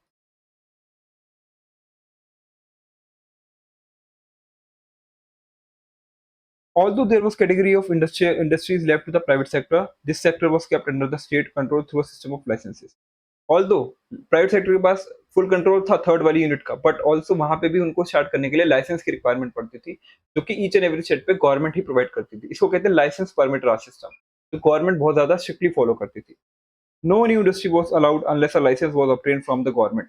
ऑल्सो कोई भी नई इंडस्ट्रीज को लाने नहीं देते थे अनलेस एंड अनटिल वो लाइसेंस लेके आए फ्रॉम द गवर्नमेंट, जो कि बहुत ही ज्यादा मुश्किल काम था। ब्यूरोक्रेटिक हेडर बहुत था, रेड टेपिज्म बहुत ज्यादा था, यानी उनको वो चीज लाने के लिए, लाइसेंस लाने के लिए बहुत ज्यादा एफर्ट्स करने पड़ते थे। This policy was used for promoting the industry in the backward regions. It was easier to obtain a licence in the industrial unit was established in the economically backward area. Also उस area में जहाँ पे backward region है, अगर वहां के लिए आप इंडस्ट्री ओपन करना चाहते हो तो वहां पे लाइसेंस इजिली मिल जाएगा, बिकॉज उस एरिया को डेवलपमेंट की नीड है, बैकवर्ड एरिया को। As compare to the city area, city area में तो सबको, अगर वो छोटी सी इंडस्ट्रीज भी खोलेंगे तो वो चल जाएंगी तुरंत। लेकिन जो बैकवर्ड एरिया वहां पे कोई इंडस्ट्री नहीं खोलेगा, इसलिए वहां पे जो इंडस्ट्री खोलेगा उसको इजीली लाइसेंस मिल जाएगा। ऐसी ऐसा प्रोविजन भी था। In addition such units were given certain concession, उनको सर्टेन कंसेशन मिलते थे, जैसे टैक्स बेनिफिट मिलता था, इलेक्ट्रिसिटी को लो टैरिफ पे प्रोवाइड करते थे। और the purpose of this policy was to bring regional equality, यानी जो अलग अलग रीजन है उसमें भी इक्वालिटी आए, ग्रोथ जो है सब हर रीजन को इक्वली मिले। Even an existing industry had to obtain a license for expanding output for the diversifying production also। ठीक है? डाइवर्सिफाई करना है अगर प्रोडक्शन यूनिट्स को, तो उसके लिए भी लाइसेंस की रिक्वायरमेंट पड़ती थी। License to expand production was given only if the government was convinced that the economy required large quantity of goods। और एक्सपैंड करने की यूनिट की लाइसेंस जब मिलता था जब गवर्नमेंट को लगता था कि हाँ जरूरत है एक्सपैंड करने की, यानी रिक्वायरमेंट है, कि नीड है कि हाँ हमें और गुड्स एंड सर्विसेज चाहिए इस वाले सेक्टर से, तभी इस वाली इंडस्ट्री से, तभी उसको एक्सपैंड करने दिया जाता था। अब बात करते हैं स्मॉल स्केल इंडस्ट्री की। 1955 में विलेज और स्मॉल स्केल इंडस्ट्री कमिटी हुई, जिसको हम कहते हैं कार्वे कमिटी। इसने नोट किया कि possibility of using small scale industry for the promoting rural development. यानी अगर रूरल डेवलपमेंट, रूरल एरियाज के अंदर, गांव वाले एरिया में अगर हम स्मॉल स्केल इंडस्ट्रीज का डेवलपमेंट करेंगे तो ये काफी जल्दी जो है प्रमोट करेगा डेवलपमेंट को वहां पे। बिकॉज ज्यादा इंडस्ट्री की रिक्वायरमेंट भी नहीं है, ज्यादा इंटेंसिव कैपिटल की रिक्वायरमेंट नहीं होती, स्मॉल स्केल इंडस्ट्रीज कहीं भी चालू हो सकती हैं। इवन एक छोटे से हाउस के अंदर भी हम स्मॉल स्केल इंडस्ट्रीज को स्टार्ट कर सकते हैं। A small scale industry defined with reference to the maximum investment allowed on the assets for a unit। यानी कि कितना अमाउंट ऑफ इन्वेस्टमेंट हमें रिक्वायरमेंट है उसको हम कहेंगे स्मॉल स्केल यूनिट। यानी देखो, small scale industry defined with reference to the maximum investment allowed on the asset for unit. This limit has change over time. और ठीक है, तो स्मॉल स्केल इंडस्ट्री की डेफिनेशन कौन डिसाइड करेगा? वो डिसाइड करेगा गवर्नमेंट।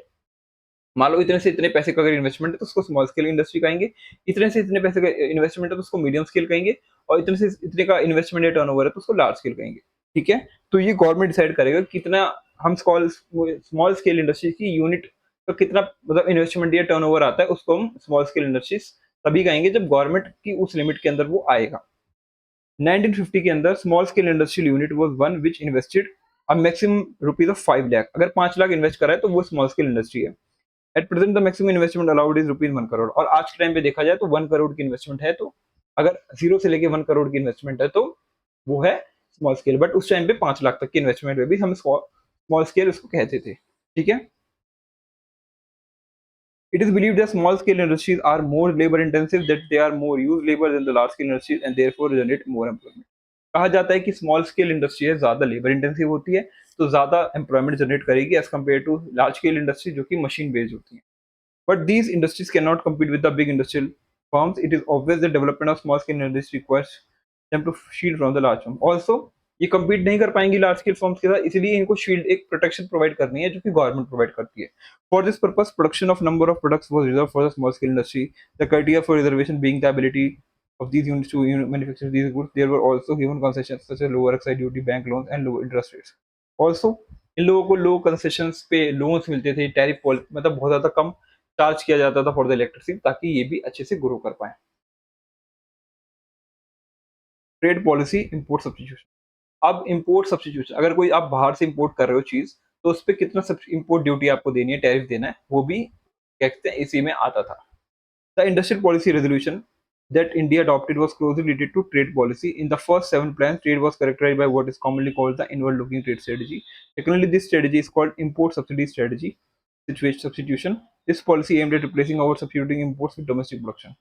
Import substitution का मतलब क्या है कि हम जो import कर रहे हैं उसको हम substitute कर पाए with the current development in our own country. अगर हम अपनी कंट्री में उस चीज को डेवलप कर पाते हैं तो हम जो सब्सिट्यूट कर पाएंगे, उसको रिप्लेस कर पाएंगे जो चीज हम बाहर से अभी तक इंपोर्ट कर रहे थे. तो गवर्नमेंट का प्लान क्या था कि हम जो बाहर से चीज इंपोर्ट कर रहे हैं उसके बदले हमें उसको खुद उगाना चाहिए, मतलब खुद प्रोड्यूस करना चाहिए. इससे क्या होगा, हम सेल्फ रिलायंट बनेंगे और हमारा जो इम्पोर्ट का जो कॉस्ट है वो कम आएगा. ठीक है, तो इसलिए क्या करती थी गवर्नमेंट जो है, इम्पोर्ट पे जो इम्पोर्ट सामान करते थे उस पर रेस्ट्रिक्शन लगाती थी या उस पर टैरिफ ज्यादा बढ़ाती थी, ताकि हमें डिस्करेजमेंट हो, हम डिस्करेज हो जाए कि हम बाहर से इंपोर्ट ना करके खुद ही उसको प्रोड्यूस करें. ठीक है, for example, instead of importing vehicles made in foreign country, industry should be encourage to produce in India itself.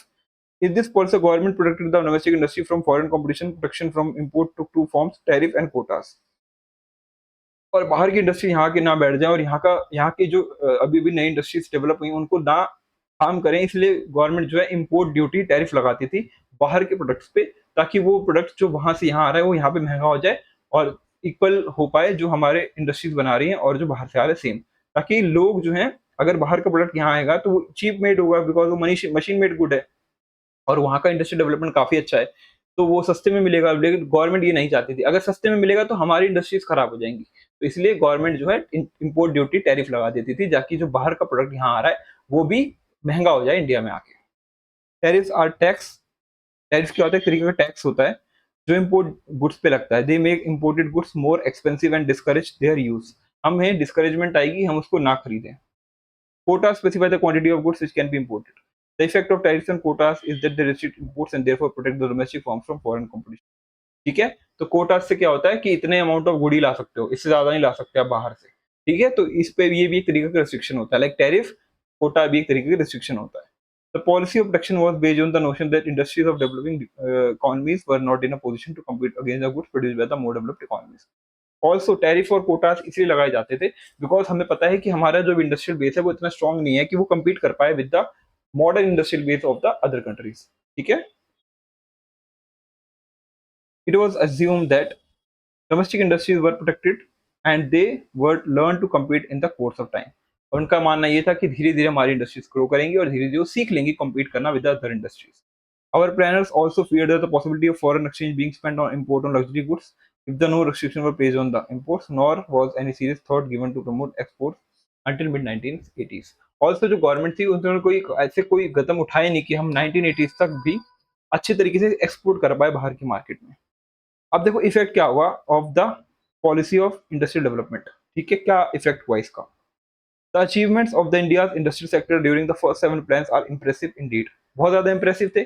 ठीक है, जो फर्स्ट 7 years में हमने फर्स्ट 5 year plans में हमने जो स्टेप्स लिए थे काफी ज्यादा impressive थे. The proportion of GDP contributed by the industrial sector increased the period from 13% to from 1950-51 to 24% in 1990-91. यानी कि हमारा जो इंडस्ट्रियल सेक्टर था वो काफी ज्यादा ग्रो हुआ था फ्रॉम 13% टू 24.6%. ठीक है, The rise in the industry share in GDP is an important indicator for the development. कह सकते हैं काफी important indicator था for the development. The 6% annual growth rate of the industrial sector during the period is commendable. No longer was Indian industry restricted largely to cotton, textiles and jute. In fact, the industrial sector became well diversified by 1990. ठीक है, तो अभी तक जो हम cotton और jute के production नहीं कर रहे थे, अब हम बहुत ज़्यादा डाइवर्सिफ़ाई हो गए थे, हम अलग-अलग इंडस्ट्रीज़, अलग-अलग इंडस्ट्रियल यूनिट्स में एक्सप्लोर कर रहे थे, ठीक है? अलग-अलग वैरायटी ऑफ इंडस्ट्रीज़ में। लार्जली ड्यू टू किस वजह से? बिकॉज़ ऑफ पब्लिक सेक्टर के कंट्रीब्यूशन की वजह से। ये देखो, ये हमारा जो एग्रीकल्चर सेक्टर है, इंडस्ट्रियल सेक्टर है और सर्विस सेक्टर है, इसमें क्या-क्या ग्रोथ था। ये 1950 में 59% था, जो कि 34% हो गया था। इंडस्ट्री का बढ़ गया था देखो, और सर्विस सेक्टर का तो काफ़ी ज़्यादा बढ़ गया था, 40% हो गया था। देखो, इस तरीके से। The promotion of the small scale industries gave opportunities to those people who did not have the capital to start large firms and to get into the business. यानी कि इसने क्या किया, इसने प्रमोट किया स्मॉल स्केल इंडस्ट्रीज को, जिनके पास अभी तक कुछ पैसा नहीं था कि वो लार्ज स्केल बन पाए, लेकिन वो स्मॉल स्केल के थ्रू धीरे धीरे ग्रोथ को अचीव करें। प्रोटेक्शन फ्रॉम फॉरेन कॉम्पिटिशन अरेव the development of indigenous industries in the areas of electronics and automobile sectors and others could not have developed. Also production की वजह से इलेक्ट्रॉनिक सेक्टर और ऑटोमोबाइल सेक्टर ग्रो हुआ India में, जो कि अभी तक ग्रो नहीं हो पाता अगर वो फॉरेन कॉम्पिटिशन यहाँ पे आ जाता तो। इनिशियली जो पब्लिक सेक्टर था was required in a big way. It is now widely held that the state enterprises continue to produce certain goods and services, often monopolizing them, although this was no longer required. यानी अभी तक जो government थी, क्या कह सकते हैं, government का जो पार्ट था इन सर्टेन इंडस्ट्रीज, वो काफी अच्छा था, लेकिन धीरे धीरे उसका जो इम्पैक्ट था उससे प्रोडक्टिविटी में काफी ज्यादा दिक्कतें आ रही थी, because of bureaucratic hurdle, red tapism, इन सब चीजों की वजह से। एग्जाम्पल है telecommunication service. This industry continued to be reserved for the public sector even after it was realized that the private sector reforms could provide it. देखो, उनको लगा लगा इंडस्ट्रीज में ऐसा लग रहा था कि प्राइवेट सेक्टर को टेलीकम्युनिकेशन दे देना चाहिए, क्योंकि वो अच्छे से हैंडल कर पाएंगी, लेकिन अभी तक वो नहीं दिया गया था प्राइवेट सेक्टर को। गवर्नमेंट सेक्टर ही रूल कर रही थी, कंटिन्यू कर रही थी उसको, उसका जो राइट्स है। तो इससे क्या हुआ कि उसमें ज्यादा ग्रोथ नहीं हो पाई, ज्यादा डेवलपमेंट हो नहीं पाया, जो कि अदर कंट्रीज में देखा जाए तो काफी अच्छा डेवलपमेंट हो गया था टेलीकम्युनिकेशन में। Due to the absence of competition, even till the 1990s, one had to wait for a long time to get a telephone connection. इसीलिए एक एक बंदे को अगर टेलीफोन कनेक्शन लेना है तो 1990s के टाइम पे भी, जो कि अदर कंट्रीज में काफी ज्यादा डेवलप हो गया था टेलीकम्युनिकेशन, जहाँ पे बहुत ज्यादा टाइम लगता था। Another instance could be the establishment of modern bread a bread manufacturing firm, as if the private sector could not manufacture bread. ठीक है, ऑल्सो प्राइवेट सेक्टर जो है ब्रेड मैन्युफैक्चर नहीं कर सकता था, तो भी वो भी ब्रेड मैन्युफैक्चरिंग जो सेक्टर है वो भी काफी ज्यादा इफेक्ट हो रहा था। In 2001, the firm was sold to private sector. The point is that after 4 decades of planned development of Indian economy, no distinction was made between what the public sector alone can do and what the private sector can do. For example, even now only public sector supplies national defense, and even though the private sector can manage hotels well, the government also runs hotels. देखो, public sector जो है important industries को manufacture करने, मतलब important industrial units को own कर रहा था, वो ठीक है, बट कुछ ऐसे सेक्टर जो प्राइवेट सेक्टर भी कर सकता है, अभी भी उनको नहीं मिला था। लाइक होटल को मैनेज करना, होटल तो एक प्राइवेट सेक्टर मैनेज कर सकता है, बट अभी भी उनको उतना बेनिफिट नहीं मिला था, उतनी ऑटोनॉमी नहीं आई थी कि वो एक प्राइवेट सेक्टर एक होटल को भी रन कर पाए अच्छे से, मतलब प्रॉपर फुल ऑटोनॉमी नहीं थी। This has led to scholars to argue that the state should get out of the areas which private sector can manage, and the government may concentrate its resources and important services which private sector cannot provide. यानी government को सिर्फ उन sectors को manage करना चाहिए जो private sector नहीं दे सकते, लाइक एटॉमिक एनर्जी, रेलवेज। ठीक है, यहाँ पे बहुत ज्यादा हैवी इन्वेस्टमेंट लगती है, लेकिन छोटे मोटे सेक्टर्स को प्राइवेट सेक्टर को दे देना चाहिए, लाइक टेलीकम्युनिकेशन और होटल इंडस्ट्री, ये सब इंडस्ट्रीज को दे देना चाहिए, ताकि वो अच्छे से मैनेज कर पाए और ग्रो कर पाए, बूम कर पाए। Many public sector firms incurred huge losses due to continued function because it's difficult to close the government and take in asset drain out of nature. Also काफी ज्यादा गवर्नमेंट सेक्टर इंडस्ट्रीज थी वो losses में चल रही थी, because government sector की industry कभी भी बंद क्यों नहीं होती, क्योंकि देखो अगर वो बंद होने लगेगी, लॉस भी कर रही, इवन देन ऑल्सो जो टैक्स पेयर्स का मनी है, जो पैसा है गवर्नमेंट के पास, वो उसको यूटिलाइज करेगी ताकि वो इंडस्ट्री कंटिन्यू करती रहे, इवन तो वो इंडस्ट्री कंटिन्यू नहीं करनी करनी चाहिए, बिकॉज वो लॉस क्रिएट कर रही है। और अगर वही इंडस्ट्री प्राइवेट सेक्टर को दे दी जाती है तो प्राइवेट सेक्टर में भी उसको प्रॉफिट ले आता। ठीक है, this does not mean that private firms are always profitable. Indeed, quite a few of public sector firms were originally private firms, which were on verge of closure due to losses. They were then nationalized to protect jobs of the workers. However, a loss-making private firm will not waste resources by kept running despite losses. Also, ऐसा नहीं है कि private sector को हमेशा ही profit होता है। कह सकते हैं कि कुछ ऐसी पब्लिक सेक्टर इंडस्ट्रीज भी थी जिन्होंने प्राइवेट सेक्टर इंडस्ट्री से कुछ इंडस्ट्रीज अपने पास लिए, नेशनलाइज की, लाइक कोल सेक्टर को। ठीक है, और लाइफ इंश्योरेंस कॉर्पोरेशन को क्या कहते हैं, नेशनलाइज किया, जिससे काफी ज्यादा हेल्प किया। बट तब भी प्राइवेट सेक्टर इंडस्ट्रीज तभी रन करेंगी जब वो प्रॉफिट अचीव कर रही है, ना कि लॉस। लॉस पे वो बंद हो जाएंगी। तो ये चीज होनी चाहिए, क्योंकि लॉस पे अगर आप किसी इंडस्ट्री को रन कर रहे हो तो हमारी जो नेशन का जो वेल्थ है उसको ड्रेन कर रहे हो, आप बहा रहे हो पैसे को, आप बिना मतलब के खर्च कर रहे हो।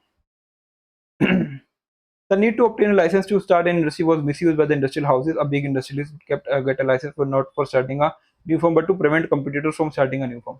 Also जो big industries थी उनको काफी ज्यादा बेनिफिट होता था बिकॉज वो जो नई इंडस्ट्रीज आती थी उनको लाइसेंस ना मिल सके ऐसा करते थे। ठीक है, तो बड़ी इंडस्ट्रीज को इन सब चीजों में फायदा होता था क्योंकि नए स्मॉल इंडस्ट्रीज को इजिली लाइसेंस नहीं मिल पाता था। तो because of licence permit system, तो ये एक काफी डिसएडवांटेज सिचुएशन थी। द एक्सेसिव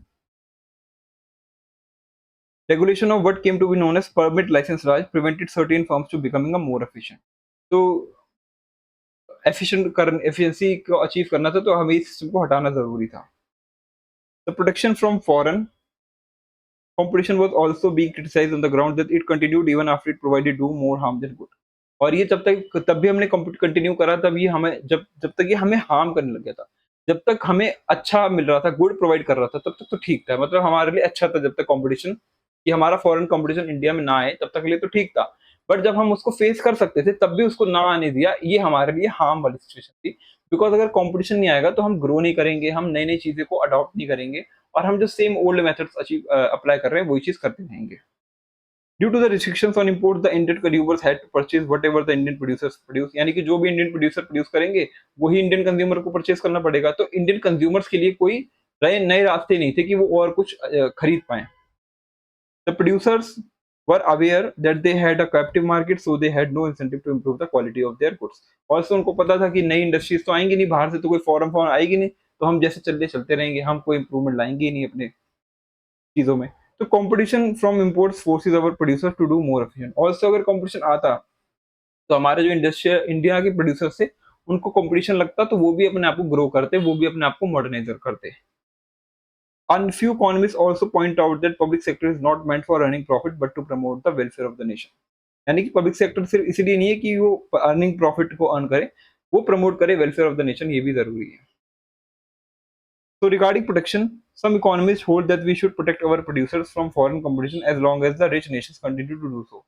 जब तक रिच नेशंस कंटिन्यू कर रहे हैं प्रोडक्शन में, तब तक हमें भी करना चाहिए। बट हाँ, जब हमें लगे कि हम फेस कर सकते हैं फॉरेन कंपटीशन को, तब हमें जो कोटाज है, रिस्ट्रिक्शंस है, उनको हटा देना चाहिए। Owing to all these conflicts, economists called for a change in our policy. This, along with the problems, led to a government to do a new economic policy in 1991। और इसी के थ्रू, इन सारे shifts के through ही 1991 के economic reforms को लेना पड़ा, जो कि काफी ज्यादा इंपॉर्टेंट थे। ठीक है, अब हम कंक्लूजन देख लेते हैं। The progress of the Indian economy during the first 7-year plan was impressive indeed। Our industries became far more diversified compared to the situation at independence। India became self-sufficient in food grain production thanks to the green revolution। यानी कि हमने काफी अच्छा improvement किया इन the agriculture sector, in the industrial sector. ठीक है, हम self dependent हो गए, सेल्फ रिलायंट हो गए इन द फूड प्रोडक्शन, और हमारा इंडस्ट्रियल सेक्टर भी काफी अच्छा ग्रो हुआ, और ग्रीन रेवोल्यूशन भी हुआ। लैंड रिफॉर्म्स ने जमींदारी सिस्टम को अबॉलिश किया। Industrial sector many economy became dissatisfied with the performance of many public sector enterprise. और काफी पब्लिक सेक्टर एंटरप्राइजेज जो लॉसेस में चल रही थी, तो वहां से थोड़ा सा डिससेटिस्फैक्शन भी हुआ। Excessive government regulation prevented growth of entrepreneurship in the name of self-reliance। Indian producers were protected against foreign competition, and this did not give them the incentive to promote the quality of goods that they had produced। और foreign competition के नाम पे Indian industries जो थी, वो कुछ growth वाली चीज अचीव नहीं कर रही थी, मतलब अडॉप्ट नहीं कर रही थी, कोई नई टेक्नोलॉजी अडॉप्ट नहीं कर रही थी, कोई इंसेंटिव नहीं था उनके पास कि वो अचीव अडॉप्ट करें, बिकॉज फॉरेन कंपटीशन था नहीं, और जो हम प्रोड्यूस कर पाएंगे वही लोगों को खरीदना पड़ेगा। तो ये चीज काफी डिससेटिस्फाइंग थी। Indian policies of were inward oriented that failed to develop a strong export sector। The need for reform of economic policy was widely felt in the context of changing global economic scenario, and the new economic policy was initiated in 1991 to make the India's economy more efficient। This makes the subject in the next chapter। तो इसी के चीज से जो हमारा जो 1991 में ऐसी सिचुएशन आ गई थी, जो हमारा जो इंपोर्ट के लिए हमारे पास पैसा था वो इतना कम बचा था कि हम सिर्फ 15 दिनों के लिए ही फ्यूल को और बाकी इंपॉर्टेंट जो चीजें थी इंपोर्ट करने के लिए, उसका इतना ही पैसा बचा था। तो इतनी खराब सिचुएशन आ गई थी, इतनी ग्रीव सिचुएशन आ गई थी बिकॉज ऑफ दीज कंडीशन। तो इसी वजह से 1991 में एक लिबरलाइजेशन, प्राइवेटाइजेशन, ग्लोबलाइजेशन जैसे रिफॉर्म्स को इंडिया को लाना पड़ा, जो कि हम नेक्स्ट चैप्टर में करेंगे। तो इसी के साथ हमने जो चैप्टर है वाला कंप्लीट कर लिया है। हमने देखा कि कैसे कैसे जो अलग अलग सेक्टर से वो ग्रो हुए, एग्रीकल्चर सेक्टर, इंडस्ट्रियल सेक्टर, और क्या क्या प्रॉब्लम जो थी अभी भी कुछ सेक्टर फेस कर रहे थे। और because of permit licence Raj system और पब्लिक सेक्टर का ज्यादा इंटरफेरेंस की वजह से, ठीक है, ज्यादा रेस्ट्रिक्शंस की वजह से प्राइवेट सेक्टर ग्रो नहीं कर पाया, और काफ़ी इंडस्ट्रीज़ लॉसेस में चली गई और हमारा जो फॉरेन एक्सचेंज रिज़र्व है वो भी काफ़ी ज़्यादा कम हो गया। तो बाकी जो चीज़ें हैं वो हम अगले चैप्टर में कंटिन्यू करेंगे, ठीक है? लिबरलाइज़ेशन वाले चैप्टर में जो भी रिमेनिंग चीज़ें हैं। और इसी के साथ आज का वीडियो क्या कहते हैं क्या कहते हैं रोकते हैं। और आई होप आपको वीडियो अच्छा लगा हो। हमने ईच एंड एवरी लाइन जो एनसीईआरटी की वो अच्छे से डिस्कस करी। और जो भी क्वेश्चंस होंगे एक बार आप पढ़ लेना और हम वीडियोस लाएँगे regarding the strategy to write answers of questions जो कि पेपर में आते हैं, ठीक है? तो इसी के साथ वीडियो को यहीं पे समाप्त करते हैं। Thank you so much guys.